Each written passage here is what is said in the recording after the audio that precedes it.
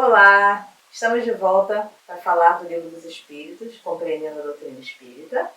E hoje nós vamos iniciar um novo capítulo, capítulo 8, da Emancipação da Alma. Como sempre, deixamos aquela perguntinha para instigar vocês a estudarem, a lerem e a tentar antever o que a gente vai falar. Hoje nós vamos falar sobre o sono e os sonhos. Nós podemos realmente interpretar os sonhos?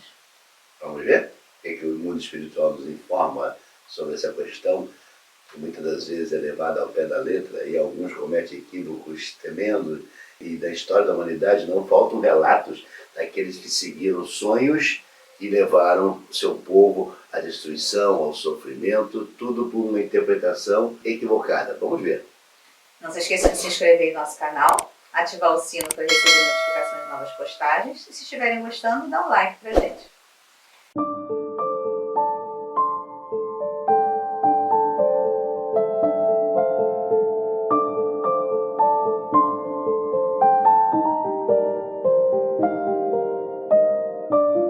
Da mesma forma que o encarcerado aspira à liberdade, assim o espírito também o deseja, e quando nos momentos de sono do corpo físico, aproveita o afrouxamento dos laços que o prendem ao corpo para se lançar ao espaço e entrar em contato com outros espíritos.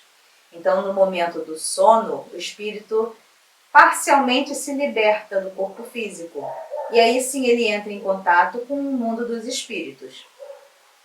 Durante o sono, o espírito pode lembrar de seu passado e até ter visões do futuro. O que não quer dizer que seja uma regra isso acontecer. Pode até. Essa liberdade experimentada pelo espírito durante o sono pode trazer lapsos de lembranças através dos sonhos. E olha aqui a referência, lapsos de lembranças. Será que nós realmente lembramos de toda a nossa viagem para o mundo espiritual, né? Será que ele retrata fidedignamente o que nós vivenciamos no mundo espiritual? Antes da gente entrar no que os espíritos falam para a gente, vamos trazer umas definições encontradas a respeito da ciência e comparando com o que o espiritismo nos fala. O sono, para a ciência, é um estado ordinário de consciência, complementar ao da vigília, que é o estado desperto, que é caracterizado por um padrão de ondas cerebrais típico, essencialmente diferente do padrão do estado de vigília. Então, olha que a ciência ela define bem padrão de ondas cerebrais diferente de quando o indivíduo está acordado. Para o espiritismo, além de ser o repouso do corpo, é um estado de emancipação parcial da alma, ocasião em que se aguçam as nossas percepções e evasão da alma da prisão do corpo. E por que ele diz aqui em que se aguçam as nossas percepções? Nós já falamos anteriormente que a matéria, ela nos tolhe os sentidos. Então a matéria, ela obsta muitas percepções que o nosso espírito poderia ter, mas que por termos esses sentidos por órgãos específicos em nosso corpo, acabam sendo obscurecidas das percepções.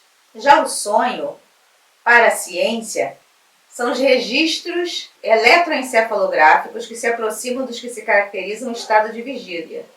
Geralmente é a parte lembrada da sucessão de imagens ou ideias fantásticas e associações, apresentadas de maneira provavelmente contínua à mente durante o sono. Então, olha aqui, parte lembrada da sucessão de imagens ou ideias fantásticas e associações. A ciência nos diz que a gente já não registra tudo, são partes lembradas, ou seja, se são partes lembradas, existem outras partes que não foram lembradas. Então o sonho não reflete tudo que a nossa mente registrou nesse momento. Para o espiritismo, é a lembrança do que o espírito viu durante o sono, resultado da liberdade do espírito. Então, para o espiritismo, esse sonho seria o quê? A viagem que ele fez para o mundo dos espíritos. Então, é o registro que ele guardou desses momentos de emancipação parcial da alma. Os sonhos para a psicanálise são expressões disfarçadas de processos psíquicos inconscientes, profundos e extremamente significativos, revelações diretas, mas veladas, de desejos insatisfeitos. Acrescenta que, se os nossos conflitos não encontram solução, encerram-se no subconsciente e convertem-se em complexos. Então a psicanálise já traz algo maior do que os registros eletroencefalográficos. Ela diz que são os nossos processos psíquicos mal resolvidos, algo que esteja nos incomodando, algo que esteja nos tirando a paz, o sossego, a tranquilidade, e que a gente acaba, no momento de sono, registrando através de sonhos todo esse processo que estão nos abalando. Essa é uma escola defendida por Freud, que fez esses estudos, né, e que avançou muito sobre essa questão dos sonhos, dessa percepção, dessas frustrações do ser externada através do sonho. Os sonhos, para o espiritismo, divide-se em 2 tipos de sonho, que é o sonho real, que é o pensamento entrando em contato com pessoas do mundo espiritual. Então é o que a gente tem falado, é a viagem para o mundo espiritual, é o registro dessa viagem. Mas também tem o sonho do subconsciente. Olha o espiritismo trazendo aqui um link com a ciência. Ele diz o quê? Que é o pensamento ensimesmado sobre si mesmo, reflexo daquilo que se vivenciou durante o dia. Exemplo, se depois de assistirmos a um filme de terror, formos dormir, poderemos sonhar com algumas dessas imagens. Então, nós temos aqui, para o espiritismo, não só o sonho, que é a viagem do espírito emancipado parcialmente do corpo, mas também aquilo que ele está vivenciando, que também o está incomodando, que é o que a psicanálise fala. Então, nós temos aqui uma mistura. E aí, como é que a gente vai saber diferenciar o que é um e o que é outro? Vamos seguir. Quando sonha, o homem experimenta momentaneamente o estado que ficará depois da morte. Desta forma, quando evoluído, ao dormir, o espírito vai de encontro a espíritos superiores e com eles aprendem, trabalham e viajam. Então, no momento de sono, o homem ele não está só descansando o seu corpo, ele também está tendo oportunidades de progresso, porque ele pode ter o quê? Aprendizado com o mundo espiritual. Por outro lado, quando ainda inferiores, vão a mundos inferiores atraídos pela simpatia. Então não quer dizer que ele, por não ter ainda galgado alguma evolução, que ele vai ser arrastado para um mundo ruim. Não, ele vai ser atraído pela sua forma de ser, pela sua forma de pensar. Ou seja, essa atração não tem nada a ver com intenção. Essa atração é simplesmente ciência. Ou seja, se ele é uma pessoa que está ligado mais às coisas materiais, a coisas ruins ou sentimentos negativos, ele vai ser atraído para locais onde reinem esses tipos de sentimentos ou pensamentos. Desta forma, a cada dia ensaiamos a morte. Então, todo dia de noite a gente ensaia a morte um pouquinho. Ele fala isso de uma forma romanceada. Ele fala que a gente ensaia a morte porque todo dia à noite a gente emancipa parcialmente do corpo. Ou seja, a morte não é a libertação da matéria. Quando a gente dorme, a gente emancipa parcialmente da matéria. Então, a gente ensaia um pouquinho a morte. Como não temos a alma no pleno desenvolvimento da faculdade, ocorre que nem sempre o espírito lembra de seus sonhos, e quando lembra, registra apenas algumas perturbações experimentadas durante a partida e o regresso, acrescidas das preocupações quando desperto, o que explica os sonhos absurdos que frequentemente se tem. Então é muito comum relatarmos sonhos completamente absurdos, uma misturada de ideias de pessoas que não se conhecem, de eventos que um trechinho daqui, um trechinho dali. Então isso acontece por quê? Porque são os fragmentos de memória que a gente consegue registrar. Nosso sonho não reflete uma realidade. A gente já está aqui começando a responder a pergunta feita lá na frente, no início do vídeo. Ele também diz que a gente registra algumas perturbações experimentadas durante a partida e o regresso, porque como nós já estudamos nas aulas anteriores, quando falamos da encarnação e da desencarnação, nós falamos o quê? De perturbações que seguem esses eventos. Então, durante o sono, a gente também tem uma espécie de perturbação, quando a gente começa o sono e quando a gente volta a despertar. Além disso, a grosseria da matéria o impede de conservar as impressões recebidas, eis que as mesmas não chegaram pelas vias corporais. Então, como esses registros estão no espírito, porque lembre-se, o corpo ficou em repouso, o espírito se emancipou parcialmente, ele foi para o mundo espiritual, esses registros não estão na matéria, estão no espírito.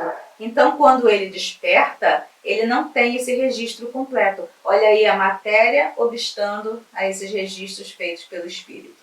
Isso está lá na questão 402 e 403. Na questão 404 e 405, nós vamos ver que os sonhos são verdadeiros para o espírito porque apresentam imagens reais, que grande maioria dos casos não tem relação com o que esteja passando na encarnação. Podem ser também um pressentimento do futuro permitido por Deus e uma viagem a outro local onde esteja ocorrendo. Então, esses sonhos, eles são muito verdadeiros sim, mas para o espírito. Normalmente não tem a ver com o que está acontecendo na nossa encarnação, no momento que a gente está vivenciando. o que ocorre é o quê? É uma mistura do sonho do real com o sonho do subconsciente. Por isso que a gente tem essas mesclas de informações. Desta forma, não se deve ter por guia certo sonhar com algo e acreditar que o fato irá ocorrer, pois, como já salientado, nossa matéria obsta o registro de nossa experiência, além de misturá-la com os registros de nosso subconsciente, nossos medos e preocupações, dando asas à imaginação. Então, pressentimentos, ou até mesmo dar veracidade àquilo que nós sonhamos, aos nossos sonhos, a gente não pode ter aquilo como certo, como algo que realmente vai ocorrer. Respondendo à pergunta inicialmente feita, e a Gênese tem algo a acrescentar, não é? Exatamente, a Gênese vai nos falar lá no capítulo 15, sonhos propriamente dito, e ele nos fala: durante o sono é quando o espírito, desprendido dos laços da matéria, entra momentaneamente na vida espiritual, onde se encontra com os que lhe são conhecidos. É com frequência essa ocasião que os espíritos protetores aproveitam para se manifestar aos seus protegidos e lhe dar conselhos mais diretos. São numerosos os casos de avisos em sonho. Porém, para advertir, porém, não se deve inferir daí que todos os sonhos são avisos, nem, ainda menos, que tenha uma significação tudo o que se vê em sonho. Cumpre se inclua entre as crenças supersticiosas e absurdas a arte de interpretar os sonhos. Vou repetir de novo, que eu entendo que isso é extremamente importante, principalmente aqueles que dão demasiada importância a sonhos. Alguns têm até livrinhos de revelação de sonhos. Então, voltando, cumpre se inclua entre as crenças supersticiosas e absurdas a arte de interpretar os sonhos. Então, esse é um ponto que a doutrina ela é enfática em nos mostrar que essa percepção dos sonhos para trazê-lo a uma realidade, muitas das vezes leva aquele que está sonhando a cometer equívocos, leva essas pessoas a tomar atitudes erradas. E como salientei no início, muitos povos foram levados a sacrifícios, muitas pessoas foram aniquiladas por interpretações desta ordem. Pessoas que se julgavam conhecedora e intérprete de sonho, induziam governantes, induziam dirigentes para tomar posições A ou B, e isso levava ao aniquilamento da população, das pessoas, enfim, trazer sério sofrimento à sua família, pessoas muito próximas, pessoas amadas. Então esse é o cuidado que a doutrina nos adverte sobre a questão do sonho. Não falta boa gente por aí dizendo que são capazes de interpretar um sonho. Não somos capazes de interpretar um sonho. Onde nos coloca aqui, o intérprete de sonho não passa de uma grosseria, de uma superstição, e que o incauto, aquele que vai de encontro, acaba sendo arrastado por essa imperfeição ou por essa pseudo-informação que leva ao equívoco, leva ao sofrimento dos seus familiares. Então é o cuidado que a doutrina nos adverte sobre a questão dos sonhos, que não tenhamos, né, essa certeza, até porque, como bem nos colocou aqui em Minas Gerais, muitas das vezes esse sonho está misturado com fantasias que nós vivemos no dia a dia. Filmes que assistimos, livros que lemos, né? Enfim. Desejos não concretizados. Desejos não concretizados. Então, um somatório de eventos que ocorre na formação desse sonho. Por isso, cuidado, advertência muito pontual da doutrina de não nos apoiarmos nesse equívoco de dar asa a interpretações de sonhos que comumente nos leva ao sofrimento. Então, para que o sono se dê, basta os sentidos entrarem em torpor, se aproveitando dos instantes da trégua que o corpo concede, e o espírito se desprende. Entrando em estado de torpor, o homem pode balbuciar palavras e até frases inteiras que não são mais do que um fraco eco de uma comunicação espiritual, como também percebe e vê figuras, até mesmo com as suas particularidades. Estando entorpecido o corpo, o espírito trata de desprender-se, transporta-se e vê. Se fosse completo o sono, haveria sonho. Então ele fazendo a distinção entre o sono e o sonho. O sono, ele se dá assim que os sentidos entram em torpor.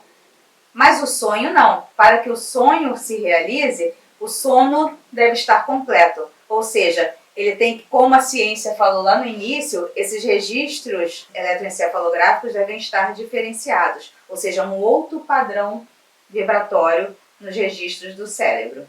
Durante o sono, ou apenas ligeiramente adormecidos, podem-se nos ocorrer ideias que o espírito não consegue reter quando acordado. Podem ser ideias suas provenientes da melhor amplitude de suas aquisições, que quando está em vigília, ou mesmo conselho de outros espíritos. Ou seja, como falamos também inicialmente, o espírito, quando está emancipado parcialmente do corpo, ele tem a amplitude das suas percepções. E ele pode ter ideias mais apuradas de um problema que ele está vivenciando e daí acordar-se com a solução de um determinado problema. Então pode ser que seja seu, mas pode ser também conselhos de outros espíritos, ou seja, dessa interação com o mundo espiritual. E esse fenômeno de você buscar nas suas caixinhas de memória essas informações, fruto de experiências vividas em outras reencarnações, tem um nome, que é animismo. Animismo. Tão criticado que veremos mais à frente, não vamos dar spoiler sobre isso, mas o animismo é isso. Não é o mundo espiritual te dando a informação, é você numa amplitude muito maior de consciência, por estar parcialmente desligado do corpo físico, você vai resgatar essas suas caixinhas de memória, de informações da vida passada, e ali vai trazer solução para um problema que você está vivendo na atualidade. Ou seja, você já viveu aquilo, você já conhece a solução daquilo. Você só vai resgatar esta memória para que você, quando acorde, possa ter solução. Foi o mundo espiritual que auxiliou ali? Não. Foi você, estendido nos astros da matéria, é que você vai buscar essa percepção. Então essas ideias, em regra, têm mais a ver com o plano espiritual do que com o encarnado, não importando se o espírito a reterá ou não, pois no momento oportuno ela poderá reaparecer na forma de inspiração. Então, esse convívio com o mundo espiritual, na grande maioria das vezes, ele não é retido pela nossa consciência desperta. Eles ficam lá no cantinho guardado. Mas no momento oportuno, eles podem sim ser resgatados. Uma lembrança, olha aí, uma lembrança de algo que você sonhou alguns dias atrás, e no momento certo você pode aproveitar sim aquele ensinamento. Pode ainda, nesses momentos de emancipação parcial, conhecer o momento de seu desencarne, dando, quando em vigília, pressentir o momento, bem como às vezes prever até a data. Então, pode ser um aviso? Pode sim. A questão é que nós não temos como precisar se aquilo foi ou se não foi. A gente recebe com as devidas cautelas. Essa é a questão. Que o mundo espiritual nos alerta que pode ocorrer? Sim, pode. Mas a gente pode acreditar que aquele realmente é o momento ou foi o fruto da nossa imaginação ali misturando com outras coisas que vivenciamos no mundo espiritual? Também pode ser. Então a gente tem que sempre receber com cautela. Por isso que a gente não pode dar veracidade àquilo que a gente sonhou. O sono é um reparador das energias gastas nas atividades durante o dia e coloca o corpo predisposto a receber forças cósmicas que o espírito respira no plano da vida maior. No entanto, se a alma se encontra atribulada, onde quer que seja, ele transmite para o seu instrumento de carne essa turbulência, de forma que o corpo não descansa. Por vezes, levanta-se pela manhã mais cansado do que se deitou. Então, dizer que o corpo ficou ali paradinho, repousando e o espírito vivenciou? Sim, porém, se o espírito vivencia momentos turbulentos, ele está ligado ainda a esse corpo. Ele vai transmitir a esse corpo tudo isso que ele está vivenciando. E às vezes sim, a gente pode acordar mais cansado do que quando dormiu, porque o nosso espírito teve uma atividade intensa durante o momento do sono. Os pensamentos inferiores fatigam o corpo. Eles em si já são forças negativas capazes de destruir momentos de paz e sossego da alma. Todas as emoções que o espírito tem no decorrer do sono, na erraticidade, são passadas ao corpo, que se afigura como fio terra. Ele recebe as cargas magnéticas inferiores e sofre as consequências. No fundo, é o mesmo espírito que criou o ambiente negativo e que passa a sofrer sua influência. Sim, já dissemos que o espírito não é porque está desligado parcialmente do corpo que ele vai a mundos superiores, que ele vai a locais maravilhosos. Não, ele vai aonde? Justamente ao que ele está ligado por afinidade. A afinidade é que vai dar o tom de onde ele vai viajar. Por isso a importância de nos prepararmos para dormir. Por isso a importância de fazermos uma oração, um breve momento de meditação. O que Santo Agostinho nos ensinou, fazer uma preparação do nosso sono, fazer um momento de reflexão, os pontos que eu preciso melhorar, os pontos que eu estou já no caminho de acertar. Então, isso é importante. Para quê? Para nos prepararmos para o sono. Para que quando dormirmos, o nosso espírito, por afinidade, vá a lugares melhores. É nesse sentido que se aconselha aos companheiros do mundo físico que se preparem para o nosso sono com orações e leituras sadias, porque dessa forma podem ter bons sonhos e ambiente elevado, que o levam a respirar energias superiores, restabelecendo o corpo somático para enfrentar as lutas de cada dia. Então a ciência também já nos revelou que o sono é importante para a reparação do corpo físico. Agora, o momento que vivemos durante o sono, do nosso espírito, eles vão influenciar também ao nosso descanso do corpo físico. Então daí a importância de se preparar para dormir. E a ciência nos fala que para dormir bem, basta adormecer o SAR. E o que é esse SAR? É o Sistema de Ativação Reticular. No centro do bulbo raquitidiano e do mesencéfalo encontra-se o Sistema de Ativação Reticular, que é o SAR, que envia constantes sinais ao córtex cerebral, mantendo-o desperto. O SAR é estimulado por excitações externas e internas.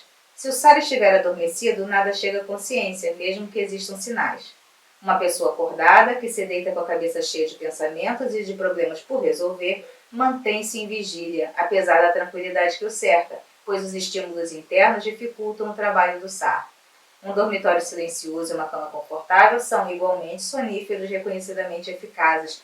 Então, o ambiente externo pode auxiliar, sim, mas é muito importante que a gente pare de pensar em problemas, que a gente consiga fazer uma meditação, um momento de tranquilizar, de silenciar os nossos pensamentos para que o nosso corpo possa ter um sono efetivo. Porque muitas vezes nós dormimos, mas não conseguimos desligar o SAR. E aí o nosso sono é agitado, a gente acorda cansado. Então, isso é importante. Então, ele fala que a gente tem que adormecer o SAR. Então, respondendo à pergunta, se podemos realmente interpretar os sonhos, na Gênese, já foi nos dada a resposta. Não, não podemos. E eu volto a falar para vocês. Cúmplice inclua entre as crenças supersticiosas e absurdas a arte de interpretar os sonhos. Então, a doutrina espírita, ela nos afirma, ela nos informa que não é possível interpretar os sonhos, que isso é uma irrealidade, isso é uma ficção, isso é uma ilusão, muitas das vezes que é levada a alguém, mas com a intenção de manipulá-lo ou de obter ganhos, vantagem, do que efetivamente trazer algo útil. Então, essa é a necessidade de ganharmos o conhecimento e compreendermos que ao homem não é dado interpretar os sonhos. Aquilo que sonhamos nem sempre se traduz em uma realidade. Como ela bem colocou, muitas dessas percepções são frutos de nossa imaginação, são frutos de nossas criações, são frutos de nossos desejos e que nada tem a ver com realidade. Por isso, ele nos afirma com muita pontualidade, com muita precisão, não há como interpretar sonhos. Não nos iludamos com muitos daqueles que julgam-se capazes de dizer que esse sonho foi a isso ou foi aquilo, ou que te fará isso ou te fará aquilo. Não é verdade. São enganadores, são manipuladores que buscam obter proveito da sua inocência, da sua falta de conhecimento, para ganhar ou prestígio ou economicamente algo. Isso sim cabe a nós a dizer, não, isso não é verdade. É claro, vamos chocar as pessoas? Sim, a gente sabe que choca, principalmente aqueles que apoiam as suas vidas produzindo em cima dessas equivocadas interpretações. Mas lembre-se, eles só existem porque a minha ignorância permite. Porque na medida que eu tomo conhecimento que isso não é uma verdade, que não são ditas por nós e sim pelo mundo espiritual, eu tenho que efetivamente me afastar dessas criações para que eu não seja mais um incauto nessa fila. Então, eu costumo dizer, o espertalhão só existe porque eu permito. Porque se eu disser não àquilo, ou não procurar aquilo, ou não me sugestionar com aquilo, ele perde a razão de existir, ele perde a grande fonte de renda dele. Aliás, me lembra muito quando Jesus afrontou lá no templo o pessoal que fazia as vendas. O que Jesus fez? Foi tirar a fonte de renda deles. Por quê? Porque era dado somente, tão somente a eles, o poder de fazer a oração. E eles ganhavam por isso, eles cobravam por isso. Quando Jesus mostra o caminho e diz a você que você é capaz de orar ao Pai, que você não precisa de um intermediário, Jesus aniquilou a fonte de renda deles. Jesus acabou com o ganho deles. Da mesma forma, voltando aos nossos estudos, é que devemos reagir àqueles que se julgam intérpretes de sonho. Sabemos que isso não é verdade. te trouxemos as bases racionais, te mostrando o porquê que isso não é verdade. É o mundo espiritual te dizendo, não é opinião minha ou dela, é o mundo espiritual te dizendo. E nós temos que ter essa percepção de o que eu acredito, o que eu estudo, ele precisa estar à frente dos meus pensamentos, porque senão não tem sentido eu acreditar numa doutrina onde eu não a sigo, onde, atrelado a ela, eu coloco uma série de ganchinhos para dar as interpretações que eu desejo. Não. Ou eu acredito nessa doutrina, ou eu sou um seguidor da doutrina espírita, ou eu não sou. Esse misto que muita gente confunde e quer fazer, isso não é uma verdade. A doutrina espírita é uma doutrina que te traz realidade, te traz responsabilidade, te coloca no plano da razão, te tira das ficções, te tira das ilusões, te tira das cavernas de Platão, para que você possa efetivamente ter responsabilidade e consciência na tomada de decisões. Ora, se você continua acreditando que o sonho ele pode ser interpretado, é claro que você vai ser levado às ilusões, vai ser levado ao erro, ao equívoco. É claro que isso vai acontecer, mas com certeza a culpa não é da doutrina espírita, porque esta te traz solidez, te traz consciência para que você compreenda que esses eventos não passam de ilusões e, como tal, deve ser guardado nas caixinhas das ilusões para que não sejamos incautos na mão daqueles que querem tirar proveito, querem nos levar a um caminho equivocado. E lembre-se, não por culpa deles, por nossa culpa que permitimos. Por isso temos que estudar, por isso que temos que compreender, por isso que a doutrina nos oferece, para que não sejamos vítima, não sei se é vítima, ou nos lancemos a essas fantasias e dali colhemos resultados nefastos para as nossas vidas e as vidas daquele que amamos. Esperamos que vocês tenham gostado, esperamos que tenham dado dicas importantes de como se preparar para dormir e que nos encontremos todos com saúde no próximo encontro. Graças a Deus. Fique em paz.